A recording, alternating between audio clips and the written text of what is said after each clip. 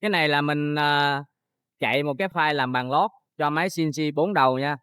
Mình sẽ có cái file lập trình trước đó, cái tấm ván lót nào mà mình cần thay thế vô á, thì mình sẽ đặt lên mình chạy cái file này lên cái tấm ván đó để mà nó làm những cái lỗ ốc. Những cái lỗ ốc này bắt âm cái con ốc xuống. Rồi sau khi chạy xong á thì mình lấy cái tấm lót ở dưới ra, mình đặt cái tấm này trực tiếp lên bàn bàn phím đen luôn và mình bắt ốc vô. Đây có những con ốc đây. Sau khi mình, chạy cái mặt bàn lót xong đi, mình bắt ốc vô nha các bạn, mình bắt ốc vô, mình vặn ốc xuống là được, vặn ốc xuống hết tất cả các